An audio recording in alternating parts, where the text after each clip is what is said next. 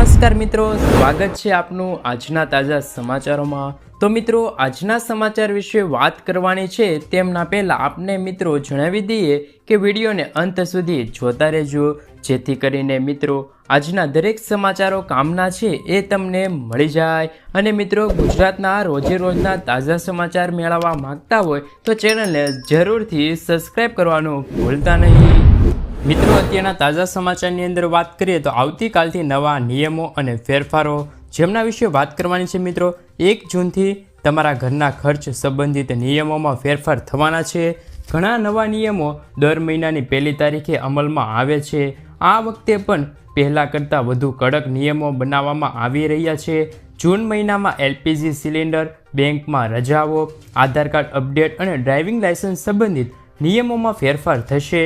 આ ફેરફારોથી સીધી અસર સામાન્ય માણસ પર પડશે, જેનાથી તમારું બજેટ પણ બગડી શકે છે મિત્રો। તો મિત્રો, સૌપ્રથમ વાત કરીએ જેમાં LPG સિલિન્ડરના ભાવમાં થયો છે ફેરફાર। ઓઇલ માર્કેટિંગ કંપનીઓએ દર મહિનાની 1લી તારીખે LPG સિલિન્ડરના ભાવમાં ફેરફાર કરે છે અને સુધારેલા ભાવ 1 જૂન 2024ના રોજ સવારે 6 વાગ્યાથી જારી કરી શકાશે।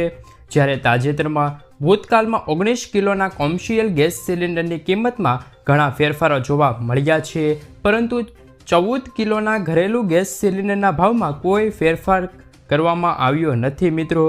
આવી સ્થિતિમાં લોકો આ વખતે ચૂંટણી પહેલાં ઘરેલું સિલિન્ડરના ભાવમાં રાહતની આશા રાખી હશે મિત્રો। ત્યારબાદના ફેરફારની અંદર વાત કરીએ તો ડ્રાઇવિંગ લાયસન્સને લઈને આવ્યા છે મહત્વના સમાચાર। 1 જૂનથી થઈ રહેલા મોટા ફેરફારો તમારા ડ્રાઇવિંગ લાયસન્સ સાથે સંબંધિત છે। હકીકતમાં 1 જૂન 2024થી ખાનગી સંસ્થાઓમાં પણ ડ્રાઇવિંગ પરીક્ષણ લેવામાં આવી શકે છે। અત્યાર સુધી આ પરીક્ષણો ફક્ત RTO દ્વારા સંચાલિત સરકારી કેન્દ્રોમાં લેવાતા હતા મિત્રો। હવે ખાનગી સંસ્થાઓમાં પણ ડ્રાઇવિંગ્સ માટે અરજી કરનાર લોકોના ડ્રાઇવિંગ ટેસ્ટ થશે અને તેમને લાયસન્સ આપવામાં આવશે। જોકે ધ્યાનમાં રાખવા જેવી એ બાબત છે કે ખાનગી સંસ્થાઓમાં કરવામાં આવશે જેને RTO દ્વારા માન્યતા આપવામાં આવી હશે મિત્રો। સાથે વાત કરીએ કે જો સગીર વાહન ચલાવતા પકડાશે તો તેમને 25,000 રૂપિયાનો દંડ। ભારતમાં ડ્રાઇવિંગની ઉંમર 18 વર્ષની છે। જો કોઈ સગીર એટલે કે 18 વર્ષથી ઓછી ઉંમરનો સગીર વાહન ચલાવતા પકડાશે તો તેમને ભારે દંડ થશે। જો કોઈ સગીર વાહન ચલાવતો જોવા મળશે તો તેમને 25,000 રૂપિયા સુધીનો દંડ ભરવો પડશે। આ સિવાય સગીરને 25 વર્ષની ઉંમર સુધી ડ્રાઇવિંગ લાયસન્સ મળશે નહીં। સાથોસાથ મિત્રો, નવા નિયમો હેઠળ ટ્રાફિક નિયમોમાં પણ કડક કરવામાં આવ્યા છે। 18 વર્ષથી ઓછી ઉંમરવાળા લોકોને 25,000 રૂપિયાનો દંડ તો ફટકારવામાં આવશે।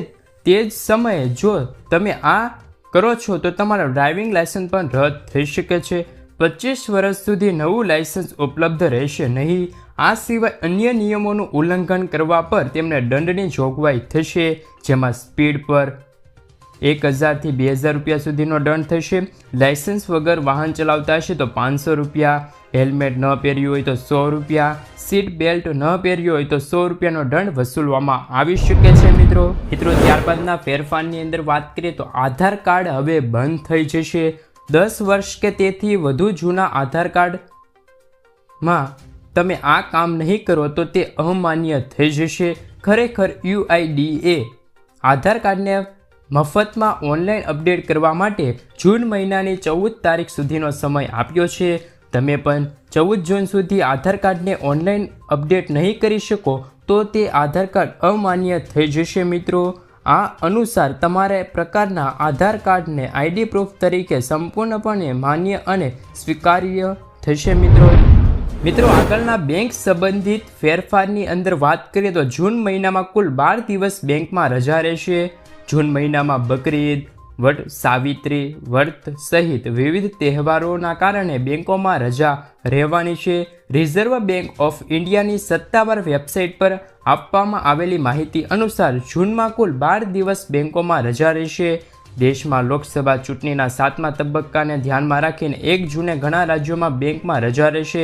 જ્યારે બેંકો બંધ રહેશે ત્યારે તમે બેન્કિંગ સંબંધિત કોઈ પણ કામ કરી શકશો નહીં। તમારે શક્ય તેટલી વહેલી તકે બેંક સાથે સંબંધિત મહત્વપૂર્ણ કાર્ય પૂરું કરવું જોઈશે।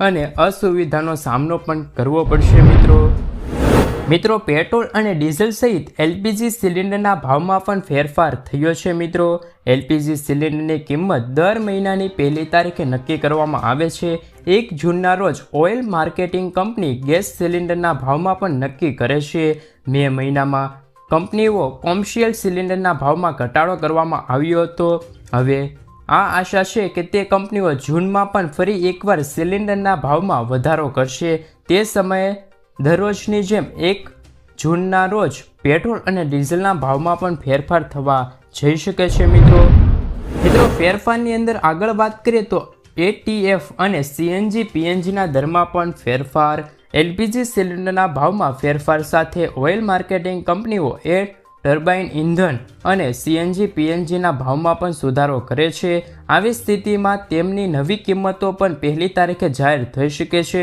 નોંધનીય છે કે અગાઉ એપ્રિલ મહિનામાં એટીએફના ભાવમાં ઘટાડો કરવામાં આવ્યો હતો મિત્રો રાશન કાર્ડ ધારકો માટે ખુશખબર આવ્યા છે નવા મહિનાની શરૂઆત સાથે રાશન કાર્ડને લગતી સેવા વધુ સરળ ડિજિટલ ઇન્ડિયાને પ્રોત્સાહન આપવા કેન્દ્ર સરકારે નવા નિયમો જાહેર કર્યા છે જે મુજબ નવું રાશન કાર્ડ કાઢવું નામ ચડાવવું નામ કમી કરવું ડુપ્લિકેટ રાશન કાર્ડ કાઢવું વગેરે સેવાઓ હવે દેશભરમાં 7 લાખથી પણ વધુ કોમન સર્વિસ સેન્ટર શરૂ કરવામાં આવ્યા છે આ સેવાઓ માટે હવે રાશનની દુકાન કે મામલતદાર કચેરીએ ધક્કા નહીં ખાવા પડે અને લાંબી કતારોમાં ઊભું નહીં રહેવું પડે મિત્રો શૈક્ષણિક અને શિક્ષણને લઈને આવ્યા છે મહત્વના સમાચાર ધોરણ 10 અને 12ના વિદ્યાર્થીઓને લઈને આવ્યા છે નવા સમાચાર ગુજરાતમાં ધોરણ 10 અને 12ની પૂરક પરીક્ષાનું ટાઈમ ટેબલ જાહેર થયું છે ધોરણ 10ની પૂરક પરીક્ષા 24 જૂનથી લઈને 4 જુલાઈ સુધી યોજાશે ધોરણ 12 સાયન્સ પ્રવાહ અને વિજ્ઞાન પ્રવાહની પરીક્ષાનું ટાઈમ ટેબલ